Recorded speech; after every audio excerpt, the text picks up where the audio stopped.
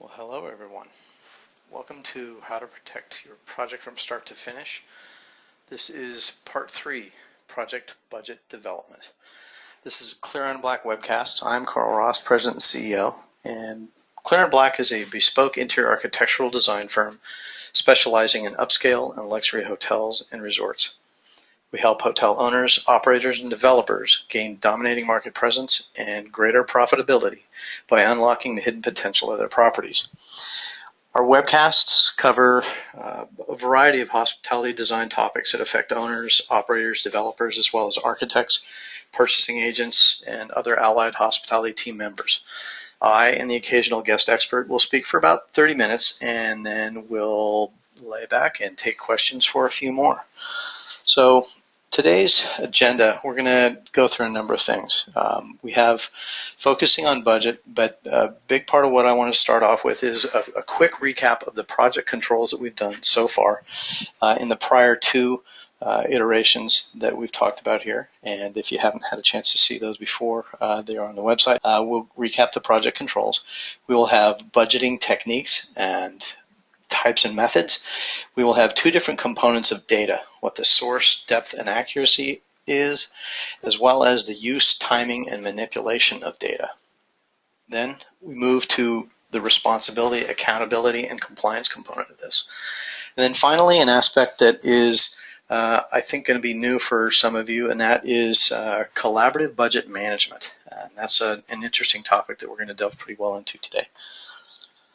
So the project controls recap. By this, I mean there are essentially a handful of controls that, when brought to bear and utilized, are going to allow projects to run a lot smoother. And understand that I'm coming from the interior design side. So our angle on this is that we've been doing this for quite some time, and we've seen some really good things, and we've seen some not so good things. And so what this four-part series begins to chip away at and offer out is kind of a collection of best practices, some things that we feel are improvements and things that we can do as part of making our projects run better, and hopefully yours as well.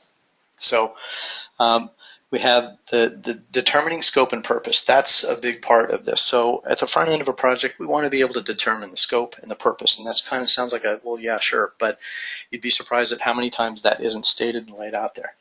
And that's got to be a collective understanding by all team members right from the beginning of the project and the outset. Then second part of it is determining the conditions of satisfaction.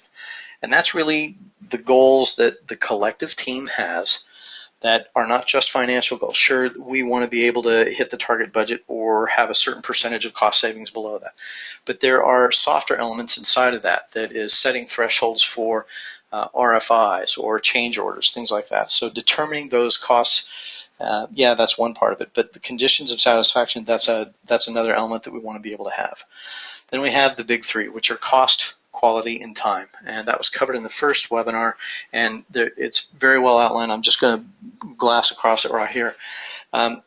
Having the idea or the notion that one of these three primary drivers is going to determine the focus and the energy driven on a given project. So if it's cost, if it's quality, if it's time, those all need to be determined as which one of those is going to be the primary driver on the project. Then we have SMART goals, and those are goals that are specific, measurable, achievable, realistic, and timed, so that everything that we move forward on the project we undertake within that filter.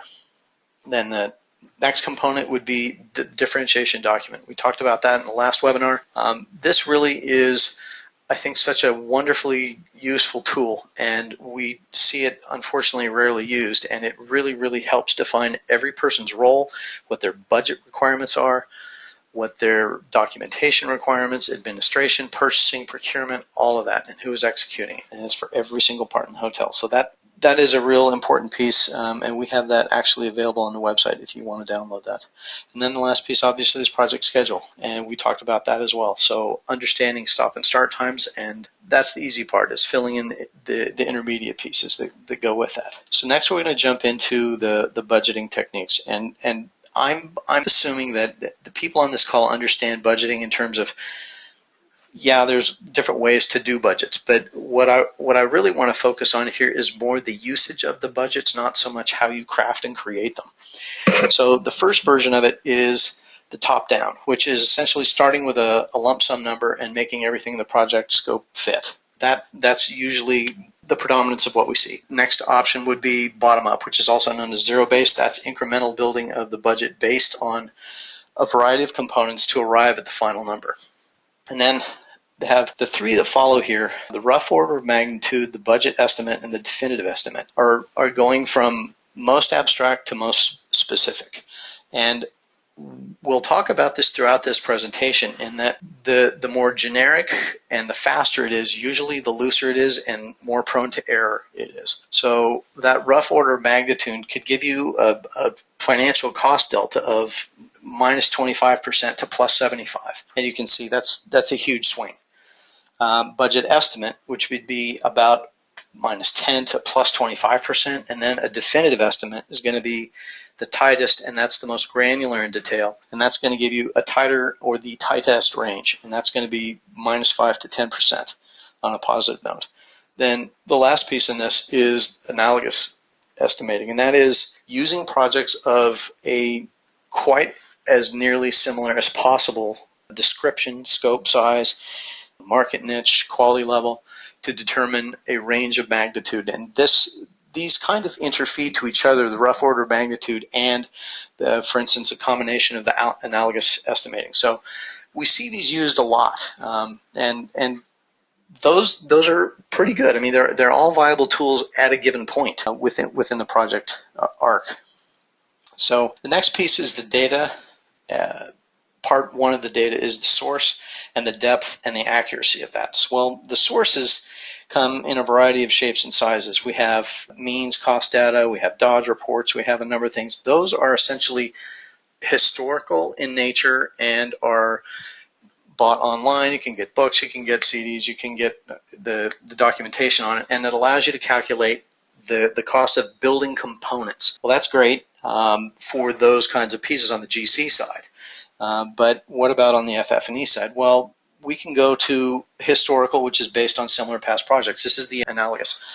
So with this, that's pretty reasonable. Those are pretty good. But again, that's history, not current.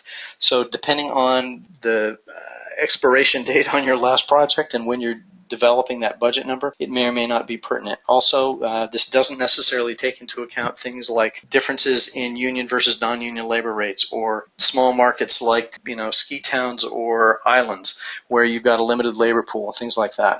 And then the last element in here would be the source being expert sourcing, which is going to be a purchasing agent or a general contractor or a quantity surveyor. So within this body of experts would come very, very solid bot knowledge, because ultimately those are the parties responsible for actually doing the pricing on behalf of the owner, the operator, or the developer, to have it really pulled together. So when you look at that, the more legitimate and the more realistic the pricing, the more time it is going to take to develop it. So in speaking to the owners and operators on this call, I would say that it would be very advantageous to be as realistic as what you want your budget needs. Be realistic about what your budget needs are, and how long have you allocated for the time to be able to create that budget. So at one point I got a call from an inbound call from an unknown person that said, how much does a hotel cost? And it's like, how much is a bag of groceries? How long is a piece of string? There are so many other factors that weigh into it. So you need to be mindful of the realistic aspect of it. If you're going to do something and base the finance of an entire project on something, you need to have pretty realistic numbers to be able to do that.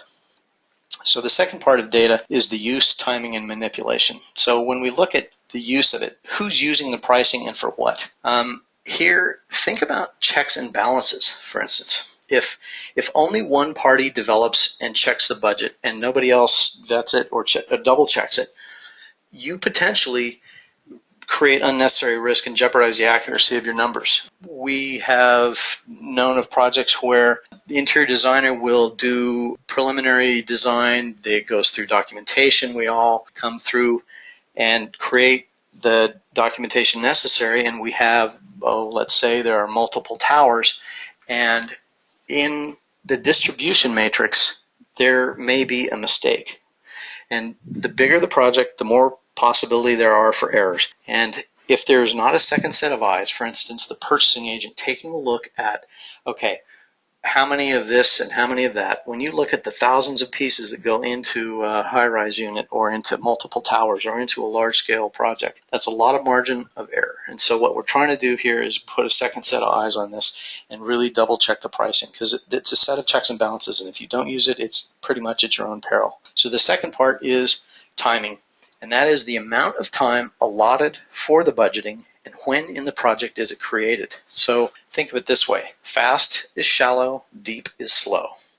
So when during the project, if it's too early or too fast, the quality is going to be low. But when the early overall budget umbrella is given out, it is broad brush by definition. So what happens to the design team, and I'm speaking of architect, ID, landscape, the people that are on the creative side, is there's no way that that umbrella piece can possibly have envisioned creative elements such as feature pieces and key iconic pieces that are in a property. So now you're in a situation where you're having to make something unique and special that is germane to the project and truly unique and original fit inside of a budget that it may or may not be able to do. Now, the manipulation. Now, by manipulation, I mean this in the absolute most positive sense possible, and that is the intelligent application of information to be able to quantify and codify every single category, every single pot of money, every single spoken piece of FF&E, OS&E, GC element, all of it, and include risk identification. We're going to talk a good bit about risk identification a little bit more. So think of it this way: what is missing? And if there are elements within the design, and this often happens in the early stages of a project because that's when the new ideas come out, the new unenvisioned things are there, is it possible that you can have known data to help mitigate future problems? So for instance, if you have a feature element that is really special and it's never been done, it's a two-story aquarium or a 3-story aviary or something like that.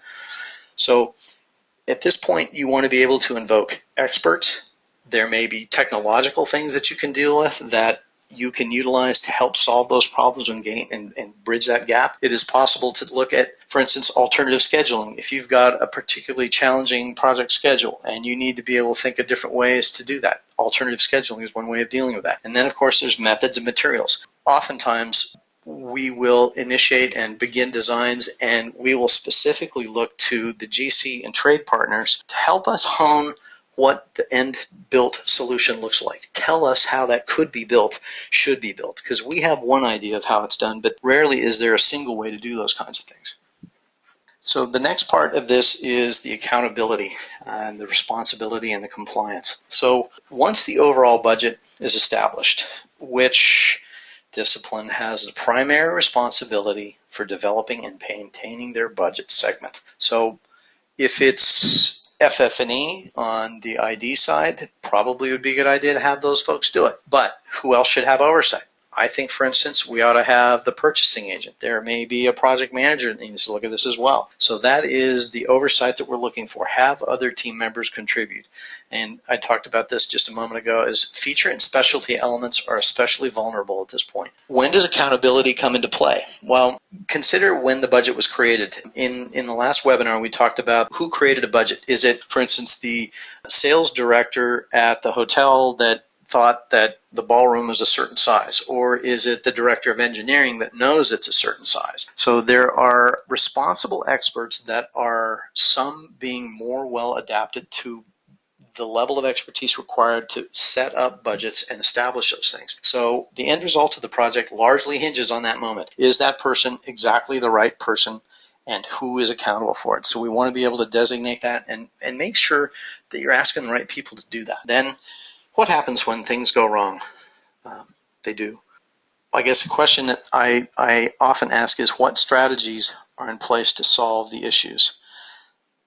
Do you have a mechanism or a system or a protocol in place whereby you can handle stuff when it comes up? So how can you avoid those things or at least mitigate them? And as Mike Tyson so eloquent said, everybody has a plan up until when you get hit. We're going to look now at conventional forecasting, and this is forecasting or budgeting. This is the world that we all live and play and work in. And basically, here's the formula: is that you have a determined fixed cost, and we're going to add design and build to that, and we have fixed amounts for each consultant or trade and trade partner or trade subtrades. Well, within that structure, it dictates a prescribed and predictable set of characteristics, roles, relationships, and sequences. And they're predictable because how this sets things up is very interesting, and we'll talk about this. So when we consider the project arc, we can make changes along the arc from concept and schematic design through even prior to that, from programming to schematic to design development through construction documents and construction administration. So where along that project arc do things go sideways? Where can we make improvements? Where can we be insightful and start looking at things? Well, recently, there's been more and more movement towards an idea called Lean Project Delivery, or LPD. And I'm not going to say that it is a one-size-fits-all and it's a perfect fit for every project, but there are elements inside that are really nice. So what if we are to bring together a team of experts that identify areas of project-wide uncertainty, and then they continue to develop those to minimize cost risk, and then work to define the best use of the finite resource pool, and that's time primarily, to resolve the outstanding questions and issues. So imagine you've got that team of experts. The easy stuff is always the easy stuff. It's the hard stuff, the stuff that hangs you up. That's why we're having this discussion. That's why I'm on this path, because what happens is it's when things get sideways, when things are unknown, those are the slippery places. So when we look at it, every project always has a finite limit of resources, whether that's time or money or budget, people's rates. So the speed at which pooled resources are being used is a critical factor in any project success or failure. So this is known as the burn rate. And to be able to manage that in a meaningful way gives you tremendous control over elusive and unknown and uncontrolled values. So think about this. Identifying areas of the project-wide that are uncertain, that are unknown, and figure out how to minimize the risk on those, and then work to create minimal impact to the resources of the project in solving that. So we look at budget comparison. This is a bit of a contrast. So we're going to look at the world that we currently work and live in, and what's included in that. So in the conventional budget development structure that we all work within, we have an individual participant focus. We're all focused on our own discipline. All trade partners, all consultants, structural covers their stuff, MEP, everybody. Then there's a slow feedback loop in this. There is a lack of responsiveness that starts to come in that because work takes a long time to get done, for the most part, you don't know how well you did until the very end of it. And that's a little bit challenging. So there is a lack of responsive control. Additionally, the team members are siloed. They are hidden from each other, and so consequently, you stick to your own knitting. And a lot of times it matters because sometimes the consultants are not all brought on board at the same time. They are brought in sequentially. They're brought on board, quote, when we need them, we'll get them on board. That's one theory, but a lot can happen in another way. So the other aspect that happens in this is that there can be scope hoarding or scope avoidance. And this largely can be dealt with via the differentiation document, outlining very specifically who's doing what, and I think that's manageable on that side. Then we have a really interesting one, and that is unknown individual outcomes and hidden profits, especially when it's not a known fee. It is more on cost of goods or time and materials. The unknown individual outcomes and hidden profits side of it is because of all the pieces up above. We're siloed, we're hidden from each other, and we don't know really what's going on. Next, poor, if any, shared knowledge, and the goals for each person are insular. That means you're not disclosing what you're trying to achieve, or if you do, it's something very superficial. And because of that, the team rarely learns, and it's very difficult to repeat collaboration for future projects. So I'm going to throw out an analogy here. I said, if we look at it from this route, if this was a professional sports team and this was your structure of how you were going to build your team, what do you think your chances of making it to the playoffs are this year? And then what do you think your chances are of doing it the following year and the following year and the following year? I would say probably not very darn good. So then we're going to look at part 2 of this, and that is the collaborative budget management side. So direct comparison line for line. So we look at individual participant focus becomes an entire project focus for every single team member. We have lack of responsive control and slow feedback to a total team shared cost to complete. Everybody knows what every single thing is related to the cost. Rather than being siloed and hidden from the team, everything is transparent and it is shared. With regard to the scope hoarding and avoidance, the shared and consolidated scope by the entire team is then brought, and there's no place to hide. Now, by the way, most of these trade partners that we're talking about that are collaborative members on this are brought in at the same time. So everybody's on board at the same time. There's no repetition. Everybody knows the purpose, the scope, all of that. So unknown individual outcomes and hidden profits becomes ongoing open monitoring of outcomes and full disclosure of what your declared profit would be. Then poor, if any, knowledge shared, and goals are insular. This is shared goals, shared knowledge. Because we're building, this is a living, breathing organism. This is a team that learns and improves and evolves. And it's not just for the next project, because you've got to get the current one done correctly and tune that. But it is about fostering an idea and fostering a climate of total teamwork. And I keep resonating back with a professional sports team and what that would look like.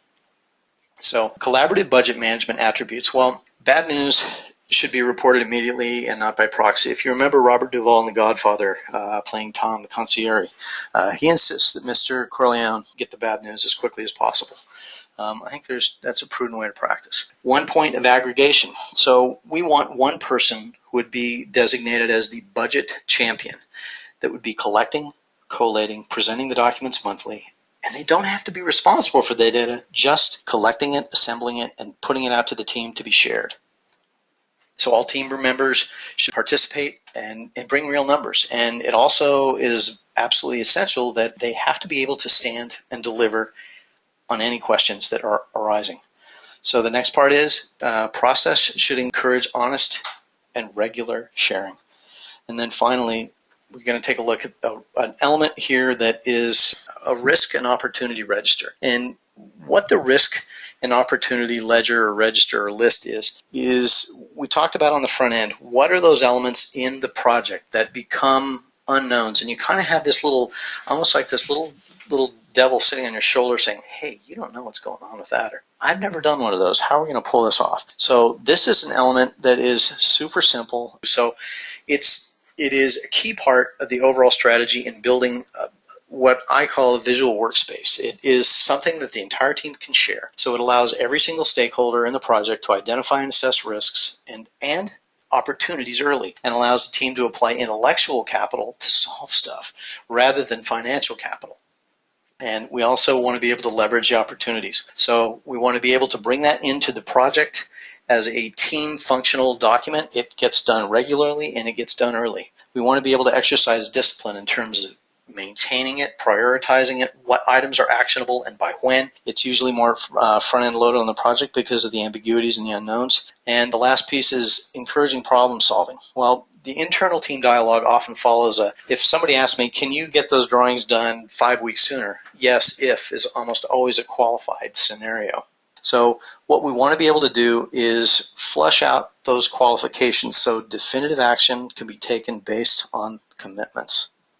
Last piece is brainstorming for opportunities. Now, the brainstorming for opportunities part is really, it's maybe one of the most important pieces in here, and that is it's thinking in terms of opportunities. It's cost savings, yeah, but it's also methods and means. It's it's scheduling sequences, it's workflow changes. So if you can get your fellow team members to be able to chime in on this, and they are fully present and they're able to help you and work with you, then all of a sudden you start to be able to have this planning element that says, okay, your discussions are able to come cross discipline. And what's astonishing about this is brilliant things come from the most unlikely places. We had a project where the general manager of the hotel, this was a hotel in the mountains, had a golf course, and we were in desperate need of plants, and the planting budget was absolutely just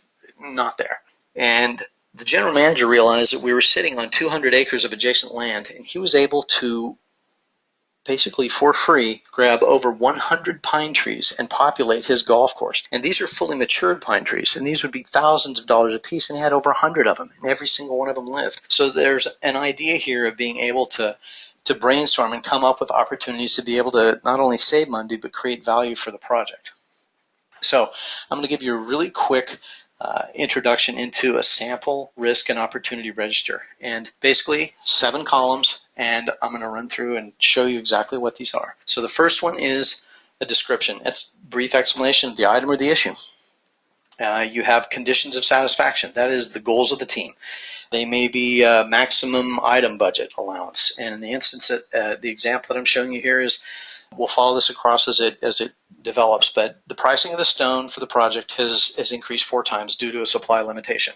The team had set a cost constraint of X million dollars on this, so we know that we can't exceed a certain budget number.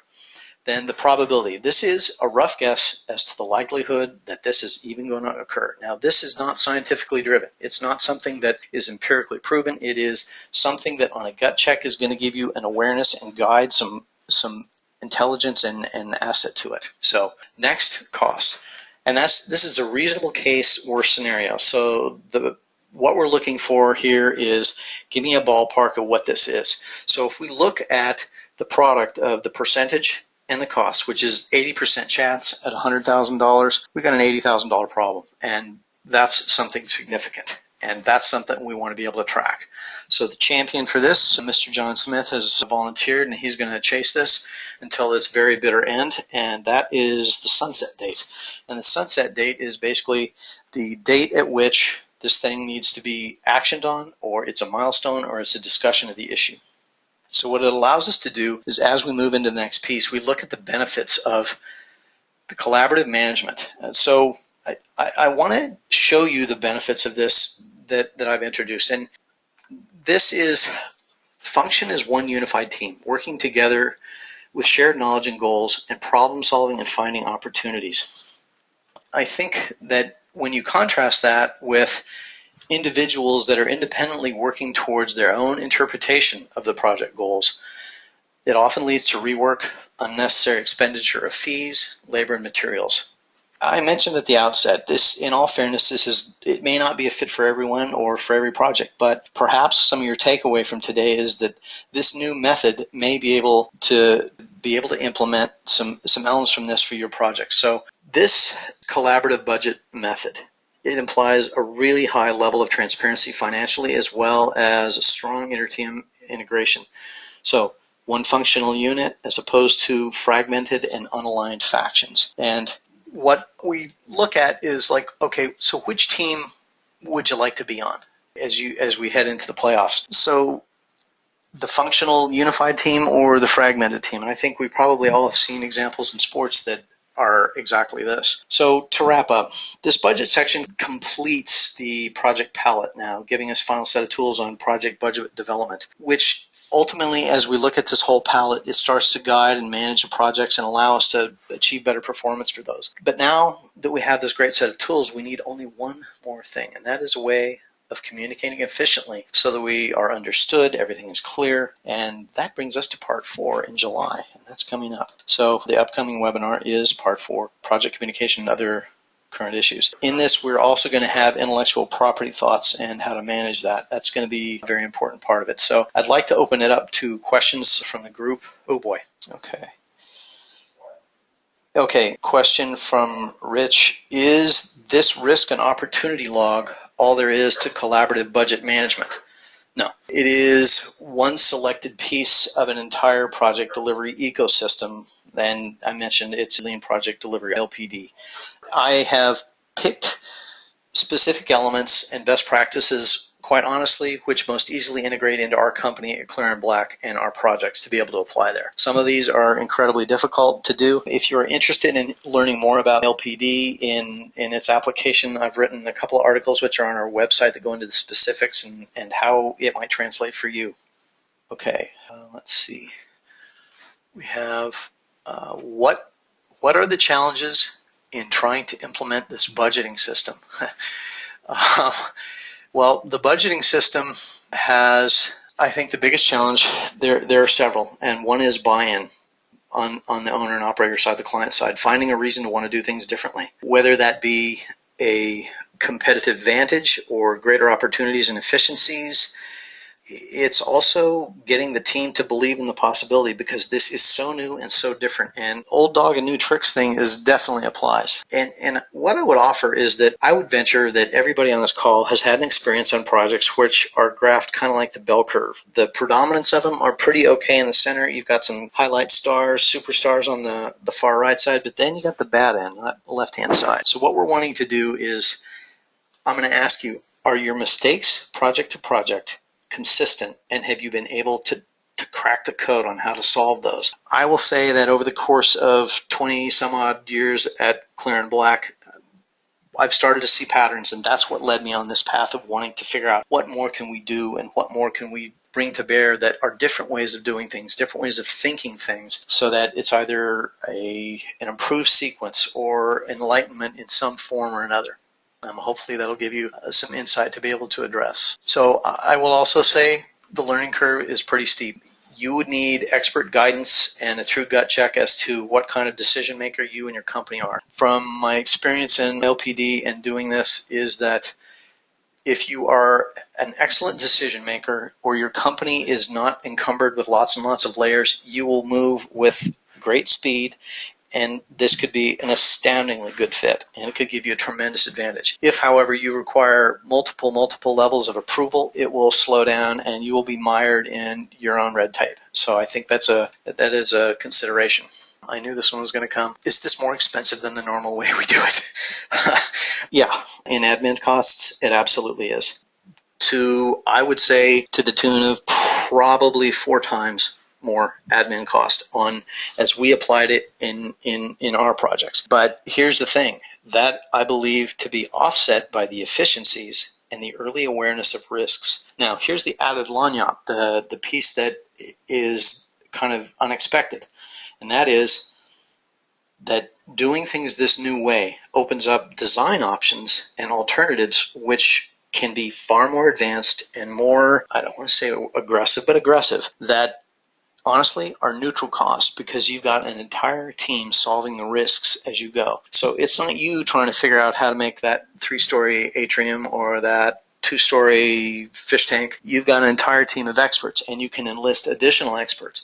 So team composition obviously is going to be important. I think having people with LPD experience on the GC side and on the architectural side would be very advantageous. You've got to do a culture check for every single company that comes on board, because in order to be able to play this game, you have to have the willingness and the buy-in across the entire culture. And once you do that, you'll have a team that not only functions well, great, and fantastic on this job, but you can start to learn and cultivate that and move it forward so that you can go into the playoffs next year as well. So with that, I think this is a wrap. Thanks all for coming in and being a part of it. I really appreciate it.